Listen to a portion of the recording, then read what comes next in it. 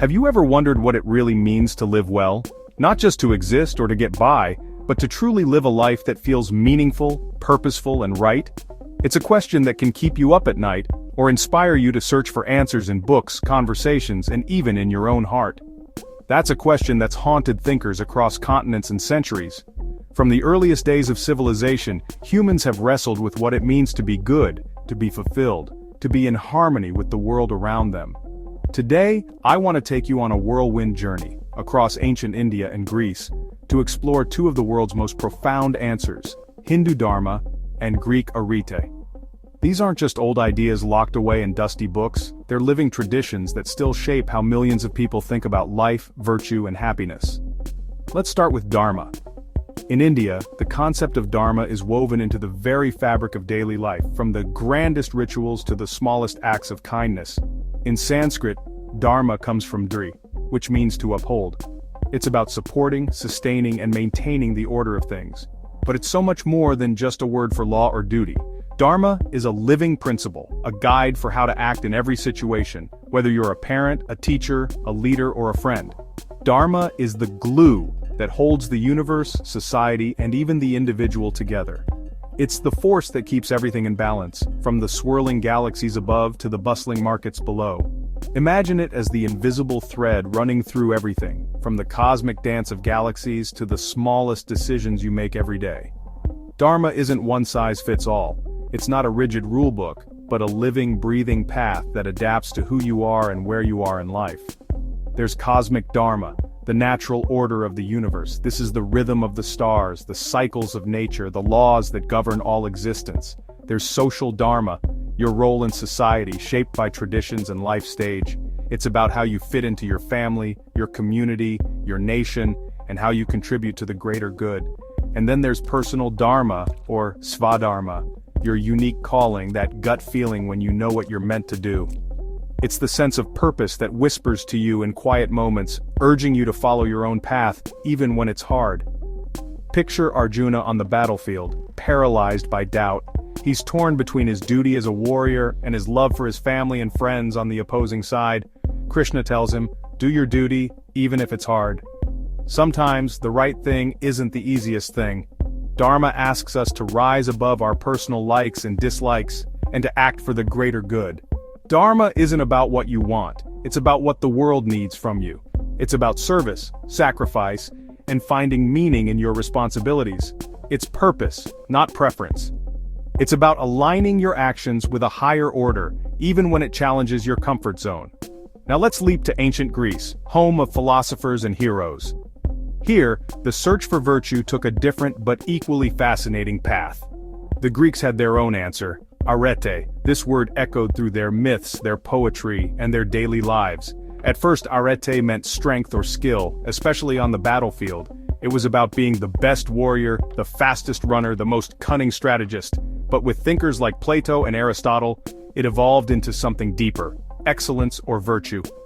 Arete became the pursuit of the highest human potential, not just in war, but in every aspect of life. Not just fighting well, but living well.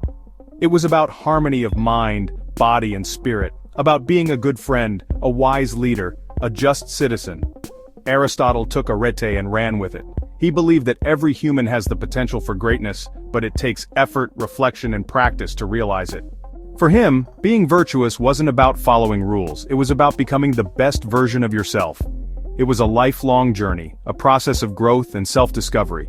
Courage, temperance, justice, wisdom, these aren't just words, they're habits. They're the building blocks of a good life, cultivated through daily choices and actions. You practice them, you get better. Just like an athlete or a musician, virtue is something you train for day after day, and the prize? Eudaimonia, flourishing, true well-being. It's not just happiness, but a deep sense of fulfillment that comes from living in accordance with your highest values. So, what's the core difference? What sets these two ancient visions apart? Dharma is about aligning yourself with a greater order. It's duty, harmony, belonging. It's about finding your place in the cosmic puzzle and playing your part well. Arete is about perfecting your inner nature, personal growth, self-mastery, excellence. It's about pushing your limits, refining your character, and striving for greatness from within. For Dharma, morality comes from outside, the universe, tradition, community. It's a call to serve something larger than yourself, to honor the wisdom of those who came before. For Arete, it starts inside, your reason, your choices, your character. It's a journey of self-exploration, guided by your own sense of what is right and good. But here's where it gets interesting. Despite their differences, both traditions recognize that virtue isn't easy.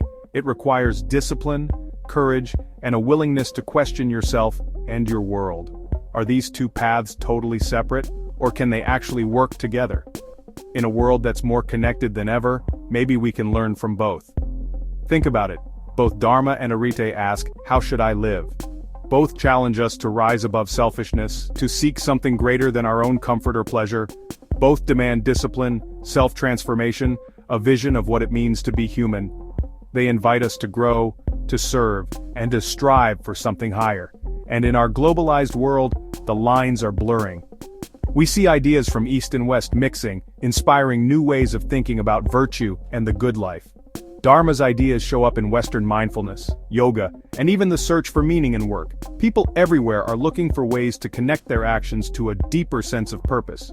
Meanwhile, Arete's focus on cultivating virtue pops up in Eastern philosophies like Bushido in Japan or Confucian self-cultivation in China. The quest for excellence in self-mastery is truly universal. So maybe, just maybe, we don't have to choose. Maybe the best path is one that honors both our responsibilities to others and our own potential for greatness. Maybe a good life isn't just about fulfilling a role or maximizing your own excellence. Maybe it's about weaving together duty and aspiration, service and self-cultivation. Maybe it's both, finding your place in the world and becoming the best you can be. The journey to virtue is richer when we draw from many wells of wisdom. In the end, Hindu Dharma and Greek Arete are two ways of tackling the same quest. How do we step beyond selfishness and live in deeper alignment, with the cosmos, with truth, with ourselves? The answers may differ, but the longing is the same. So philosophy students, next time you're wrestling with the big question, how should I live? Remember, there's more than one ancient map to the good life. Explore them both and see where they lead you.